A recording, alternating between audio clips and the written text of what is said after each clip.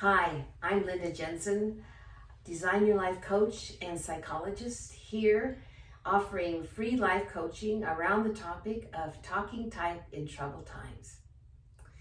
Again, this month's question is, I work at home now because of the COVID pandemic. I feel so isolated and disconnected from life. How can I change in a way that helps me feel alive and connected again?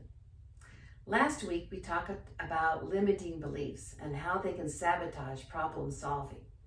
This week, we will explore how the 4 temperament types, ideal seekers, action seekers, knowledge seekers, and duty seekers are likely to approach problem solving differently.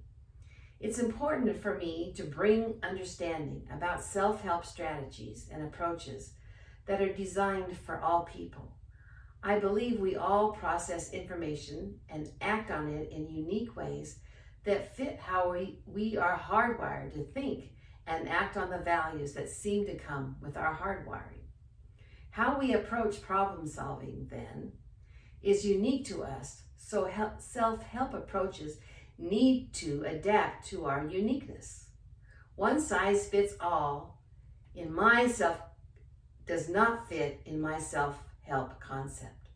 So let's take a look at the 4 types individually to gain a better understanding of how you and those around you are likely to resolve this question differently.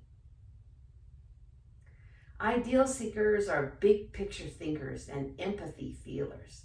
As big picture thinkers, they tend to start from a global perspective, which perceives an issue from all its various angles and connections, and then work backwards towards a problem that can be realistically solved. Defining the problem to be solved is driven by the goal of understanding the feelings of those involved. Once people are understood and a realistic problem has been defined, they again can explode back into the big picture universe to ideate and imagine all ways possible.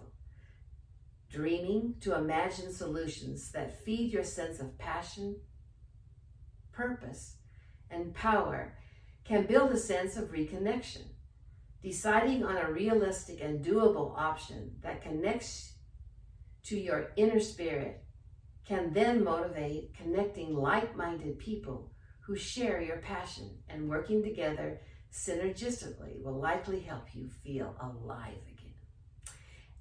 Action seekers tend to see a problem, work to understand the problem from both the thinker and feeler perspectives,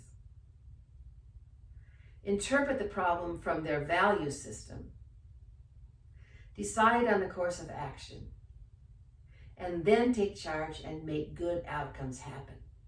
When feeling isolated and longing for connection, they seem to want a solution that brings public attention and connection that feels a sense of power again. Feeling powerful seems to drive the idea of helping others, solving the problem of reconnection with the reframe of helping others feel powerful in a backseat way may be your opportunity to feel a different kind of power now. Knowledge seekers are hardwired to have an analytical approach to problem solving. They use their own rational approach to evaluate what is wrong and in a linear thinking way decide what can make it right. Feeling lonely and isolated usually speaks to your need to feel respected. Asking yourself, how can I re-engage and feel alive again in a way that helps me feel respected for what I know, is a mindset I encourage you to develop. Feeling respected for what you know in a way that brings like-minded people together to work on a project that requires brain power is a good way to feel connected, alive, and happy again. Lastly, duty seekers are those on a mission to serve their idea of the greater good. If this is you and you are feeling isolated and lonely, you are also likely feeling guilty about not doing what you should be doing. This is feeling unworthy.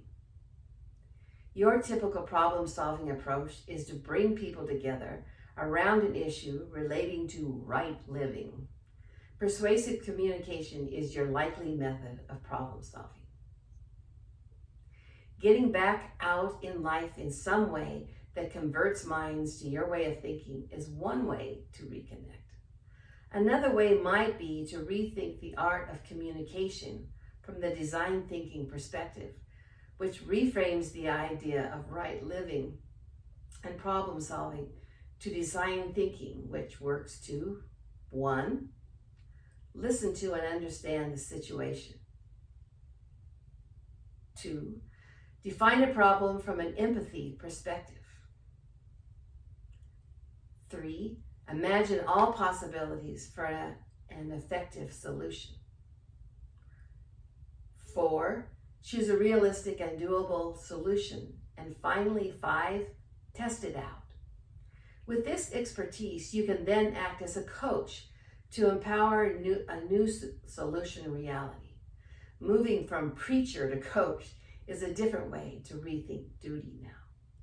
Again, I hope you will consider purchasing my guidebook, which is entitled Designing Her Encore Life,